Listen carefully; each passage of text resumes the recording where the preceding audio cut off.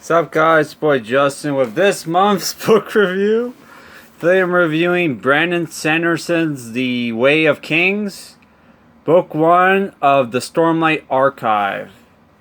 This book is over 1,252 pages. That's just for the main story. That doesn't count the bonus stuff.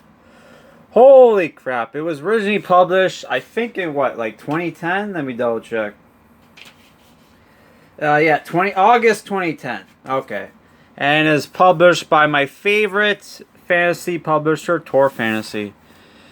Yeah, so I promised a long time, well, not a long time, a year or two ago, that after I did 50 book reviews, or if it was for my 50th book review, I can't remember, I would finally read a Brandon Sanderson book and review it for the channel. And this was the one I picked because I really like the cover. Obviously. That's a Michael Whalen cover, by the way. Holy crap. Who did that, what did he do? He did, I think this is a Michael Whalen cover. This is Black Sun Rising. Yeah, I think that's the same guy who did that. Which there actually are, similarities between this book and that book. But you would have to read the books to, notice it. So yeah, the book is epic fantasy tale. You have like 4 main characters. Well, like you have 3 major ones and then one who's kind of a side character, but you see his perspective. It's kind of like Game of Thrones, where each chapter you have a different character and you get their point of view in the story. So the book takes place in Roshar. And you have our 4 main characters. The first major main character I would say is Kaladin, who is a dark-eyed common footman soldier.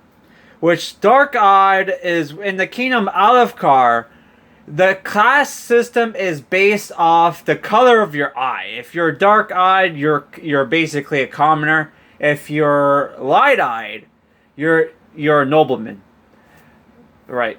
But it was kind of weird because there was like one character who had like kind of like, I think he had blue eyes, but for some reason he wasn't a light eye. So I'm like, what? How does that work? But yeah, and he's basically like the Spartacus character in the book, where he was a great warrior, despite being like a young age. He was like 19 or 20, but for whatever reason. Which I don't want to spoil it because they don't tell you right away in the book. They tell you like near the end that basically something happened and he was basically sold as a slave. Slavery is a thing in this book. And you have the other characters like Dalinar Kholin, who is a light-eyed high prince. The kingdom Alefkar is kind of like a principality, but instead of like princes electing a king, it was more like one of the high princes just conquered the kingdom, which was King Galvar, who is the older brother of Dalinar, who was assassinated by another main character called Seth Sun Veleno, who is a shard bearer assassin. Which shard bearers are people who have magical swords and armor that basically protects them from, well, the armor protects them from pretty much everything, and also it's basically like an exo armor. It's basically like power armor, and the shard swords or shard blades, as they're called, are magical swords that can basically cut through anything except for living flesh, and can basically even cut your soul, which is pretty dark, actually. Which reminded me of like Stormbringer from Ulrich. This is old edition. Oh, Michael Moorcock. I always laugh when I see that guy's name. And you have our other characters, which I think the only one left is that I haven't mentioned is Shalin, who is a light-eyed noblewoman from Jaquavid, who's trying to become the apprentice of Jasna, who is the sister of the king of Alcar, who is a scholar who is researching Voidbringers. And the reason Shalin wants to apprentice her because she wants to steal her soulcaster, which one of the magic systems in this book is soul casting, which allows people to transmute objects and people even. So it's basically like alchemy from Full Metal Alchemist. Which everything in this world is power magic wise, and even some of the like contraptions they have, Fabriels, are powered by Stormlight. Which Stormlight is basically like a magical power source that comes from the high storms, which can basically, they have, once in a while they have high storms, which are these big storms that basically can kill people. Like they're like almost like hurricanes, kind of. So yeah, and they can trap the light from these high storms with their money, which they call spheres, which are basically glass orbs that have like gemstones in them that actually contain the stormlight. Which another magic system in the book is binding, which you mostly see the assassin use, which allows him to basically bind objects, and he can even bind people, and he can use it to run up walls. There's a lot of scenes with him. Action scenes where it's very much like you can tell the writer was inspired by Inception, obviously. Oh my god. So yeah. This book, man, like I was expecting to kind of hate the book, which is why I held off on reading it for so long. Because, one, the book is like over 1,200 pages long. It took me, I was expecting it to take me at least like 14 days or whatever, or 12 days. I think I did less than I did less than 2 weeks, which I was surprised by that. Oh, it should be surprising because I actually liked the book. Though I did think that the book is way too long, man. There's a lot of stuff that he probably could have cut out, like there's a lot of flashback chapters that are flashbacks to Calvin's past that we probably didn't need to know, and there's a lot of action scenes where it's like, was this necessary? Even though I love the action scenes, especially like a lot of the chapters with Calvin and Dalinar have to deal with the war in the Shattered Plains, which there you can see the Shattered Plains where you have these big plateaus where like there's huge chasms everywhere where they have to use bridges to get across from them to battle the Parshendi, which are these race of like people that have marbled bodies that are red and black. Though they said like some of them are white, and our main characters are the Alfcar people are fighting them because, well, there are two reasons. One, because they hired the Seth Son Vialeno, who's Shinovar Truthless, whatever the hell that means, who is like, which he's basically how the Shinovar are described. They're basically like Asian elves, but unlike in like a lot of Asian countries where the warrior caste are like the noblemen, in this book, the warrior castes are like basically slaves, which is like, that didn't make a lot of sense to me. But yeah, they hired, and this happens like early on in the book, where they hired Seth to assassinate Gavilar, the king of Alfcar, and that caused the war in the Shattered Plains, where Dalvinar is fighting with the Alfcar people, and also Kaladin does when he gets sold as a slave. He has to become a bridgeman. Which bridgemen, holy crap, basically they're like slaves who are forced to carry bridges to these war zones and have to use like they're basically almost like kamikaze pilots where they have to charge into battle carrying a bridge while the Persheni are fucking firing volleys of arrows at them. It's like holy fuck. There's a lot of tense scenes. And they're almost they would almost be depressing if it wasn't for the spring character, which are these like little fairies. There's one called Slill, which there's stuff in here that it's like holy fuck. Was Brandon Sanderson like inspired by Berserk? Because the sharp plate armor and the swords are super long and huge. It kind of reminds me of the Berserk armor, and the Slill kind of, and her relationship with Kaladin kind of reminds me of Guts and Puck. But obviously Still's a girl. But I don't know, man. Someone would need to ask Brandon Sanderson, hey man, are you a Berserk fan? Who knows? Yeah, there's also some cool mysteries. Like there's like these weird like there's this mystery plot which you don't find out until like they don't explain it until like the very after the huge climax of the book where there's an epilogue that's almost like it was like 80 pages or something. I can't remember. But yeah, it was like wow, it was the thing where like my only problem at that point was like, man, there's no really strong villains in this book until they have the epilogue where they kind of reveal who the villain is.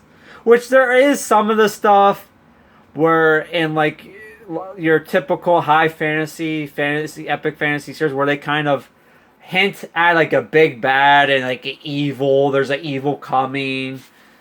Like kind of like Wheel of Time, Lord of the Rings, stuff like, the Shannara Chronicles. One of my favorite series, which is the Sword of Truth series, which we need to read those books, man. We need to read more of those books.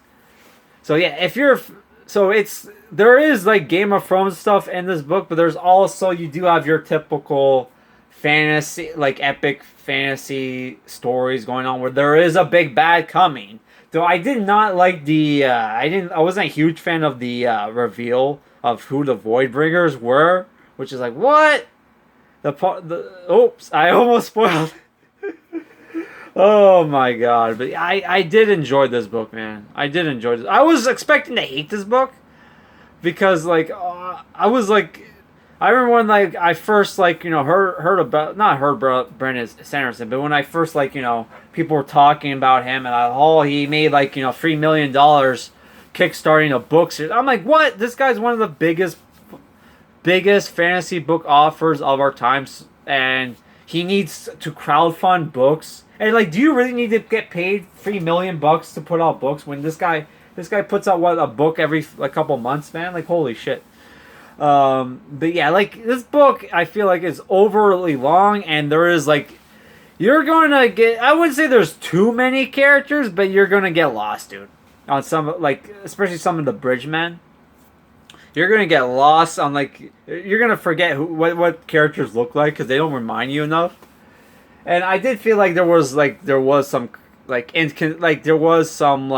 inconsistencies with the book. Like at first they say, "Hey, spears, doesn't matter if they have light or they don't have light; they have their same value." But then like later on, when a character gets a magical power, and every magical power is fueled by Stormlight, he had to exchange Dawn spheres for spears with light. At like lesser rate or whatever, even though they're supposed to have the same value, so it's like what the fuck. But yeah, there's stuff like that, and like, but other than that, I really enjoyed the book. Though I did feel like it was lacking in strong, like there was no real strong villain in the book. Yeah, they reveal hey, this character's kind of a bad guy at the end, but it was like I don't know. And there was the whole fucking thing where a character's having visions, or is he crazy, or he's not crazy. um, stuff like that. And there was the whole introduction of the book that's very much inspired by the first Wheel of Time book, where you get like a scene from the past, but because you don't know the context, it's fucking confusing. So it's not until like this is one of those books where like, oh yeah, you would have to read the book and then go back to read the introduction to get what the context of what the fuck was going on. But yeah, besides from that, I really enjoyed the book. There's lots of cool action scenes. The world building was kind of nice. The world building was good. I liked the characters. I did like, though, I liked some of the culture, like the details he put in the different cultures, like the whole safe hand thing where like women have to cover their like their left hands or something. I don't even know. I don't even know if they ever said which hand is the free hand, which one's the safe hand. I don't even remember. And there's like a point where like a character like sees like a woman who's like half naked and she's not wearing something to covering her safe hand, and he sees that and he blushes, and I'm like, what the fuck? And you have like another character who's like, man, I don't get like why these Alcar find like the fucking left hand. I'm using left hand as a example because I don't know what if it was left or right. Like so sexual or whatever, like attractive. It's just a fucking hand. Whatever. It's like a cultural thing, I guess. Which there are different fantasy races in this book other than the Shinovar, the whatever the Alfcar are, and the Parshmen or Parsheni. There's also Horn Eaters, which are these mountain people with red hair who like to eat shells and rocks apparently. And there's also different fantasy creatures. And I forgot to mention, like, there's illustrations in the beginning of chapters. Well, they'll have like maps and stuff, and like little pictures of what like stuff's supposed to look like. Oh my Christ.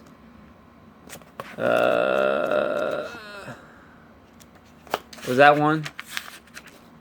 No.